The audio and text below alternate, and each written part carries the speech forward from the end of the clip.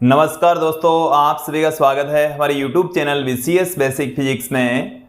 आज की इस वीडियो में हम कक्षा 11 जो NCERT की पाठ्य पुस्तक है उसके सेकंड चैप्टर मात्रक एवं मापन का एक टॉपिक लेकर चलेंगे। आज का जो हमारा टॉपिक है वो है पूरक मात्रक। हम इस चैप्टर में सबसे पहले हमने देखा था मूल मात्रक का हमने वीडियो बनाया। इसके पश्चात हमने देखा व्युत्पन्न मात्रक का भी हमने एक वीडियो अलग से बना रखा है। दोनों ही वीडियो की लिंक हमने डिस्क्रिप्शन में दे रखी है, आप वहां पर जाकर उन वीडियोज को देख सकते हैं। मूल मात्रक और व्युत्पन्न मात्रक वहां पर जाकर समझ सकते हैं। अब देखिए, आज की इस वीडियो में हम पढ़ने वाले हैं पूरक मात्रक। देखिए विद्यार्थियों, कुछ जो मात्रक हैं हमने मूल मात्रक डिसाइड कर दिए, व्युत्पन्न मात्रक डिसाइड कर दिए, बट दो ऐसी भौतिक राशियां हमें मिली जिनका मात्रक बाद में जोड़ा गया, बाद में उनका मात्रक लगाया गया, जिन्हें हम पूरक भौतिक राशियां कहते हैं और उनके मात्रकों को हम पूरक मात्रक कहते हैं, सप्लीमेंट्री यूनिट्स कहा जाता है। देखिए जो पूरक मात्रक हैं वो दो हैं, रेडियन तथा स्टेरेडियन। देखिए रेडियन समतल कोण का मात्रक होता है और स्टेरेडियन घन कोण या ठोस कोण का मात्रक होता है। यहाँ पर दोनों ही मात्रकों के बारे में हम डिटेल से अध्ययन करने वाले हैं। वैसे जो समतल कोण का मात्रक रेडियन है वो हमें बार बार पढ़ना पड़ेगा, बार बार यूज आता है, इसलिए उसे हम अच्छे से समझने वाले हैं। सबसे पहले हम बात करते हैं जो पूरक मात्रक हैं वो दो होते हैं, दोनों को यहाँ पर हम देख लेते हैं। सबसे पहला जो पूरक मात्रक है वो हमारे पास में है रेडियन। पहला पूरक मात्रक कौन सा है? रेडियन। ये समतल कोण का मात्रक होता है। जो रेडियन है वो कौन सी भौतिक राशि का मात्रक है? समतल कोण का मात्रक होता है। यह है समतल कोण का मात्रक होगा। किसका मात्रक होगा? समतल कोण का मात्रक होता है। देखिए समतल कोण को हम कैसे परिभाषित करते हैं कि किसी वर्ती चाप के द्वारा किसी बिंदु पर उनकी त्रिज्याओं के मध्य का जो भाग होता है उसको हम कहते हैं समतल कोण। उसे क्या कहा जाता है? समतल कोण कहा जाता है। जैसे ये हमारे पास में एक वर्तीय चाप है, ये बिंदु O दे देते हैं, इसे हम A दे देते हैं, इसे हम B दे देते हैं, और O से A तक की जो डिस्टेंस है वो इस वृत्तखंड की त्रिज्या है। ये जो A से B तक की जो डिस्टेंस है इसे हम S से पुट कर सकते हैं, इसे चाप कहा जाता है। इसे हम क्या कहते हैं? चाप कहते हैं। क्लियर? और जो OA है या OB है इसे हम R से पुट करेंगे और इस वर्ती भाग की त्रिज्या कहलाती है। ये किसके तुल्य है? त्रिज्या इसे हम कहेंगे। क्लियर? अब देखिए, इस चाप के द्वारा इस बिंदु पर अंतरित जो भाग है इसे हम कोण कहते हैं, जिसे थीटा से लिखा जाता है, समतल कोण कहलाता है। क्या कहलाता है? समतल कोण। ये जो थीटा है इसे हम कहते हैं समतल कोण। वैसे आप समतल कोण के बारे में छोटी क्लासों में पहले पढ़ चुके हैं। यहां पर देखेंगे कोण बराबर होता है। कोण बराबर हमारे पास में एक फॉर्मूला होता है, चाप बट्टे में त्रिज्या। चाप बट्टे में त्रिज्या। यहां पर आप देखेंगे कि जो चाप है वो मीटर में मापा जाता है, त्रिज्या को भी मीटर में मापा जाता है। तो देखिए यहां पर इसका फॉर्मूला तो क्या आ जाएगा? थीटा बराबर चाप को S से, त्रिज्या को R से, तो थीटा बराबर होता है S अपॉन में R। यहां पर देखेंगे आप कि जो S है वो मीटर में लिखे जाता है। चाप की लंबाई किस में पुट करेंगे? मीटर में। त्रिज्या को किस में पुट करेंगे? मीटर में। तो मीटर से मीटर कैंसिल हो जाएगा, थीटा एक मात्रहीन राशि प्राप्त होती है। बट साइंटिस्टों ने विचार करके ये तय किया कि कोण का तो मात्रक अवश्य होना ही चाहिए, क्योंकि अलग अलग स्थितियों के अंदर कोण का जो मान है वो अलग अलग होता है, तो उसका हम मापन कैसे करेंगे? तो इसका मात्रक बाद में जोड़ा गया, इसलिए इसको हम पूरक मात्रक कहते हैं। और इसका जो मात्रक है वो रेडियन होता है। समतल कोण का मात्रक क्या होता है? रेडियन। तो समतल कोण का जो मात्रक होता है वो रेडियन होता है। समतल कोण का मात्रक, समतल कोण का मात्रक रेडियन होता है, रेडियन। और हम इसे RAD से लिखेंगे, रेडियन होता है।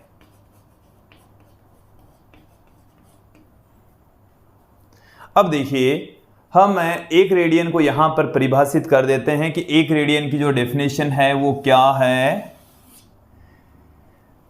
देखिए, एक रेडियन, इस थीटा का जो मात्रक है वो रेडियन होता है। हम S और R को जब बराबर ले लेते हैं, चाप और त्रिज्या को हम क्या ले लेते हैं? बराबर ले लेते हैं। किसी वृत्तीय भाग का वृत्तखंड के अंदर चाप यदि त्रिज्या के बराबर होती है तो उस चाप के द्वारा किसी उसके वृत्तीय केंद्र पर जो अंतरित जो कोण होता है वो 1 रेडियन के बराबर होगा। देखिए, जब S किसके बराबर हो? R के बराबर हो, मतलब त्रिज्या और चाप जब बराबर होता है तो थीटा बराबर होता है 1 रेडियन। थीटा किसके तुल्य होगा?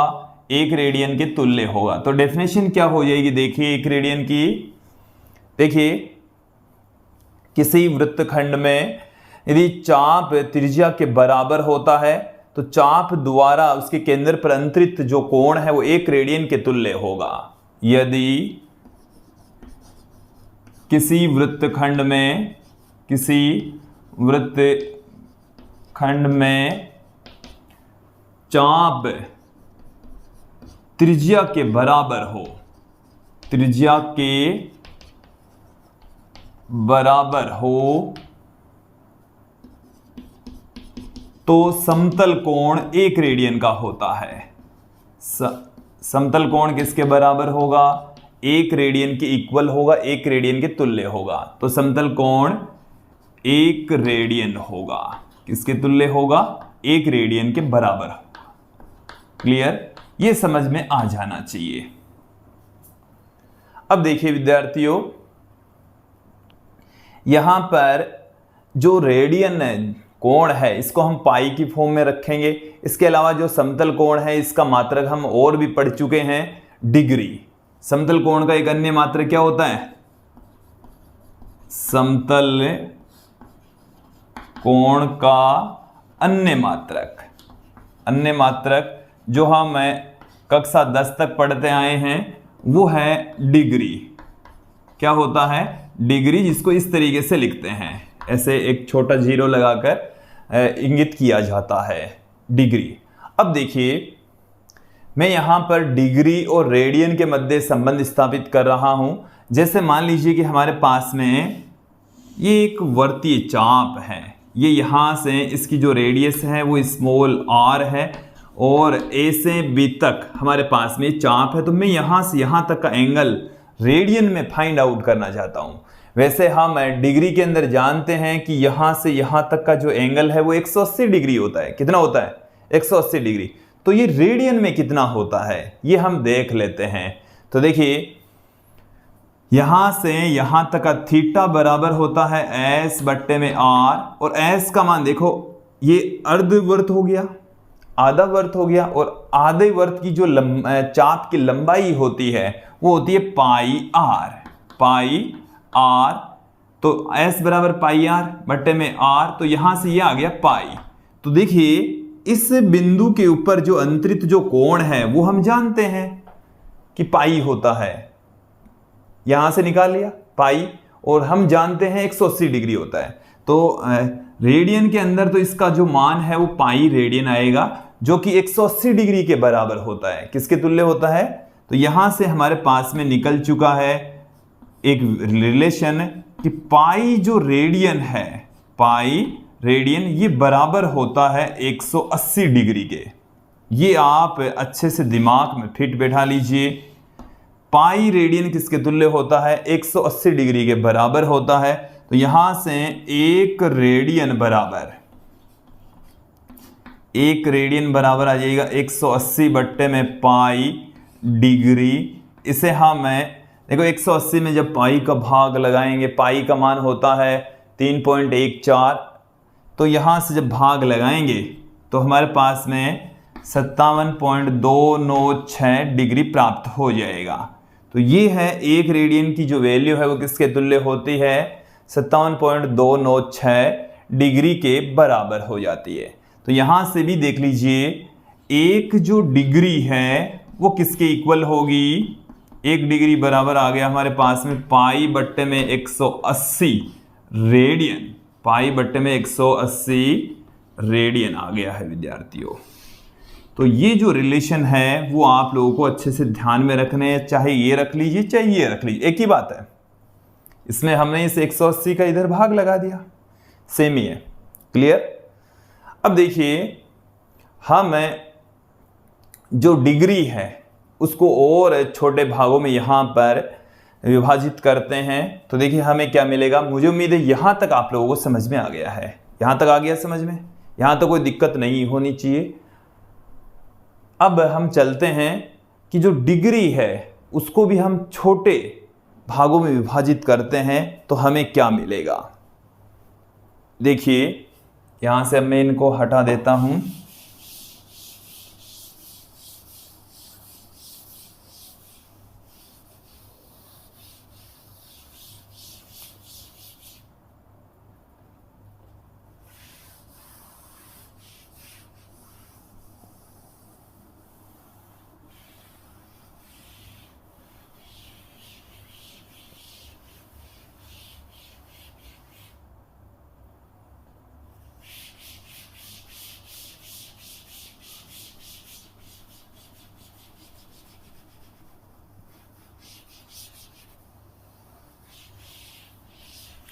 अब देखेंगे आप, देखिए हम 1 डिग्री को 60 बराबर भागों में विभाजित कर सकते हैं और प्रत्येक भाग 1 आर्क मिनट कहलाता है। प्रत्येक भाग क्या कहलाता है, 1 आर्क मिनट कहलाता है।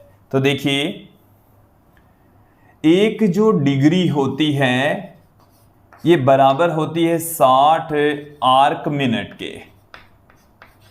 जैसे हमारे पास में जो 1 घंटा होता है वो 60 मिनट के बराबर होता है, उसी प्रकार से ही जो 1 डिग्री है उसको यदि हम 60 बराबर भागों में विभाजित करें तो वो 60 आर्क मिनट के इक्वल होगी। तो एक जो डिग्री है वो 60 आर्क मिनट के बराबर होती है। इसे हम ऐसे लिख सकते हैं, 1 डिग्री बराबर 60 आर्क मिनट, 1 डेज ऊपर लगा दीजिए।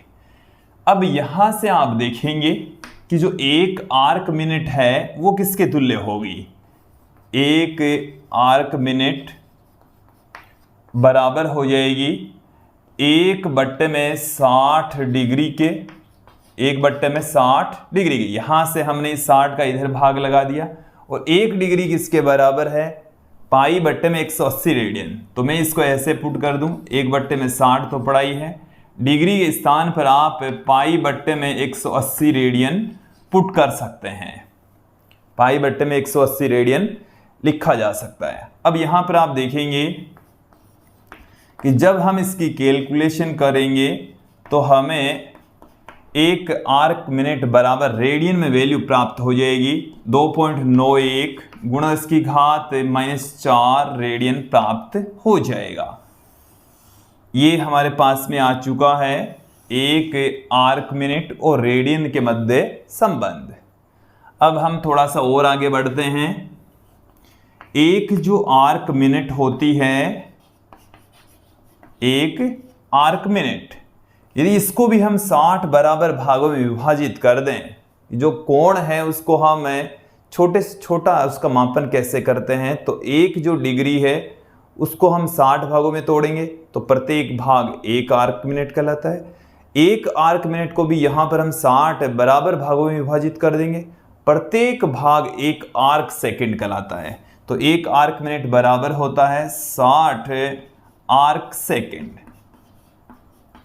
60 आर्क सेकंड कहलाता है। क्लियर। तो यहां से आप देखेंगे 1 आर्क सेकंड, 1 आर्क सेकंड बराबर क्या होगा, आर्क का मतलब चाप होता है, तो 1/60 आर्क मिनट। और देखिए 1/60 आर्क मिनट के स्थान पर हम पुट कर सकते हैं ये वाली वैल्यू। यहाँ पे आर्क मिनट के स्थान पर 1/60 इंटू में π/180 रेडियन भी पुट कर सकते हैं। अब देखिए जब यहाँ से आप इसको कैलकुलेट करेंगे तो हमें 1 आर्क सेकंड बराबर प्राप्त हो जाएगा। देखिए इसका सबका जब कैलकुलेशन करेंगे तो हमें मिलेगा 4.85 गुणा उसकी घात -6 रेडियन। क्लियर, ये हमें मिलने वाला है। विद्यार्थी यहां तक समझ में आ गया कि जो समतल कोण है उसका पूरक मात्रक होता है रेडियन। इसके अलावा एक अन्य मात्रक भी होता है डिग्री। डिग्री और रेडियन के मध्य रिलेशन होता है पाई रेडियन बराबर 180 डिग्री। 1 डिग्री को हम 60 बराबर भागों में बांटते हैं तो उसे हम कहते हैं आर्क मिनट। तो 1 डिग्री बराबर होता है 60 आर्क मिनट, और एक जो आर्क मिनट होती है वो 2.91 गुणा उसकी घात -4 रेडियन के इक्वल प्राप्त हो जाएगी। इसी प्रकार से जो आर्क मिनट है उसको हम 60 बराबर भागों में विभाजित कर सकते हैं।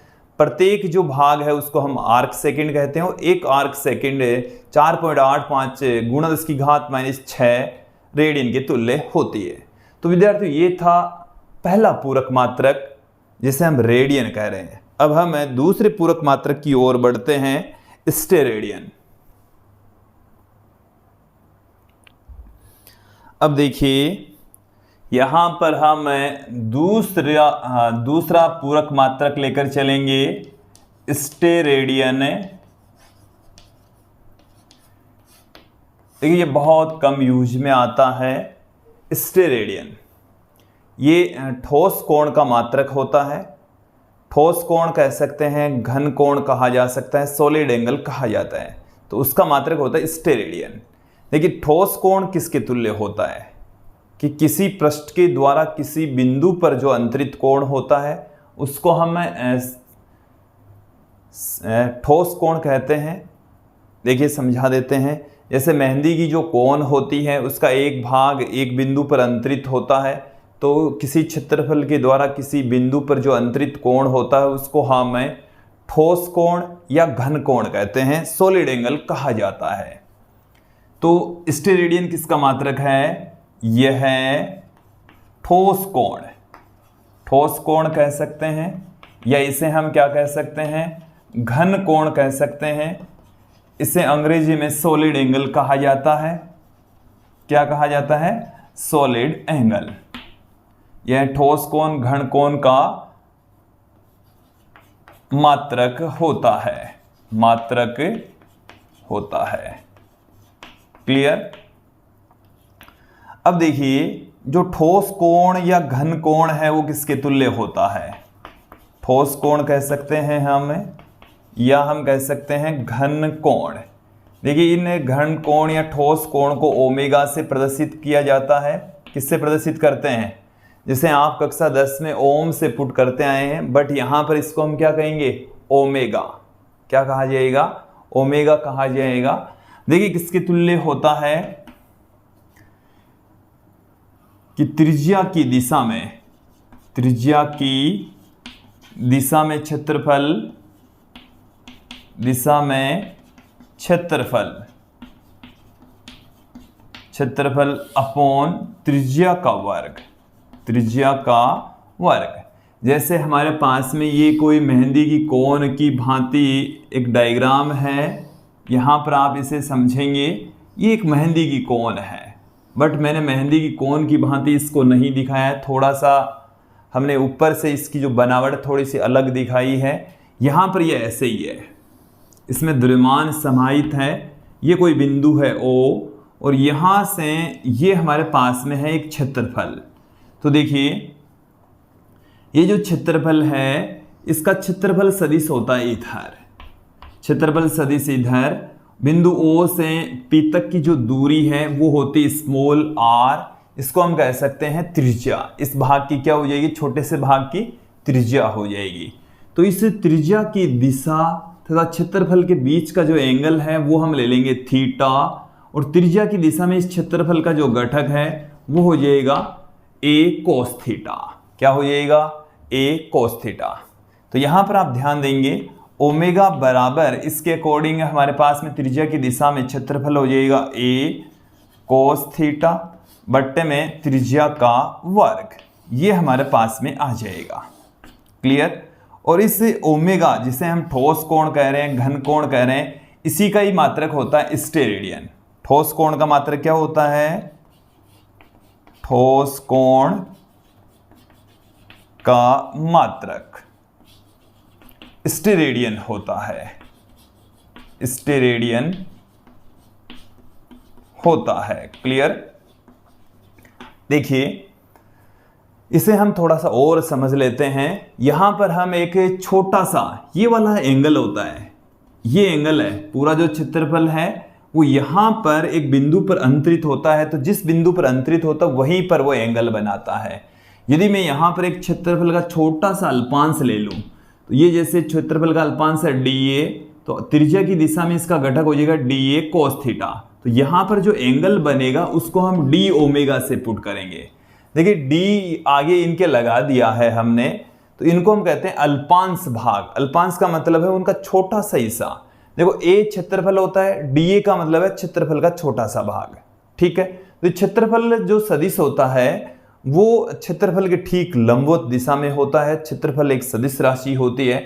वैसे हम आपको सदिश भी पढ़ाएंगे, इसके अलावा उनके घटकों में वियोजन भी बताएंगे। और ये d आगे लगाते हैं तो इसका क्या मीनिंग है, क्या अर्थ है, ये भी हम आप लोगों को समझाएंगे। तो आप हमारे साथ में कंटिन्यू बने रहिए, फिजिक्स को कंटिन्यू पढ़ते रहिए, ताकि आपको अभी तो देखो यहाँ पर हमें समझाना ही पड़ेगा, इसी तरीके से ही समझना पड़ेगा आपको भी। हो सकता है थोड़ा कम समझ में आए, बट जब आप अवकलन की चीज़ें पढ़ लेंगे, घटकों में वियोजन पढ़ लेंगे, तो आपको ये बेटर तरीके से समझ में आ जाएगा। देखिए इस dA का मतलब है अल्पांश क्षेत्रफल।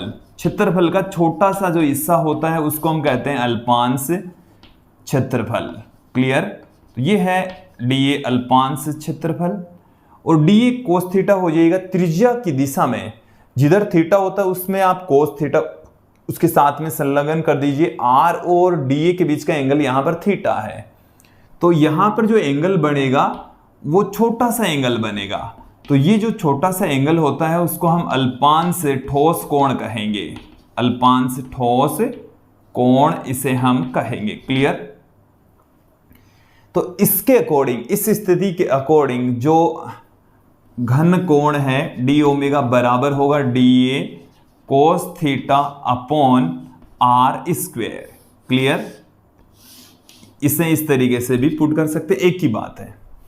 अब देखिए जैसे हम बात करें कि भाई एक बिंदु के ऊपर, जैसे ये कोई बिंदु है और इस बिंदु पर अंतरित जो समतल कोण है, समतल कोण जिसे हम थीटा से पुट करते हैं, वो होता है थीटा बराबर होता है 2 पाई, मतलब 360 डिग्री। क्लियर? इसी प्रकार से एक बिंदु पर जो अंतरित घन कोण होता है वो 4 पाई के बराबर होता है। कितना होगा? 4 पाई के इक्वल होगा। ये जो रिजल्ट है वो कक्षा 12 में भी यूज में आएगा। तो देखिए किसी एक बिंदु पर, किसी एक बिंदु पर अंतरित अधिकतम घन कोण, अधिकतम घन कोण 4 पाई स्टेरेडियन होता है। कितना होता है? 4 पाई स्टेरेडियन के तुल्य होगा। क्लियर? आप यहां से जैसे ऐसे भी ले सकते हैं, ये हमारे पास में एक गोला है, तो इस गोले का जो पूरा जो क्षेत्रफल है वो हमारे पास में हो जाएगा d ओमेगा बराबर पूरा का पूरा जो क्षेत्रफल है वो तो हो जाएगा 4 पाई r स्क्वायर, बट्टे में r स्क्वायर होता है, ये r स्क्वायर से r स्क्वायर कैंसिल हो गया, 4 पाई आ जाएगा। कितना आ जाएगा? 4 पाई। तो एक बिंदु पर अंतरित जो अधिकतम घन कोण है वो 4 पाई स्टेरेडियन के इक्वल होता है। तो हालांकि इसका ज़्यादा यूज नहीं है, बट थोड़ा बहुत तो आपको पता होना चाहिए, और हमने थोड़ा बहुत ही इसके बारे में बताया है। तो मुझे उम्मीद है आप लोगों को रेडियन और स्टेरेडियन समझ में आ गए हैं। जितनी हमें आवश्यकता है उतना आपने समझ लिया है। आज की इस वीडियो में इतना ही। धन्यवाद दोस्तों।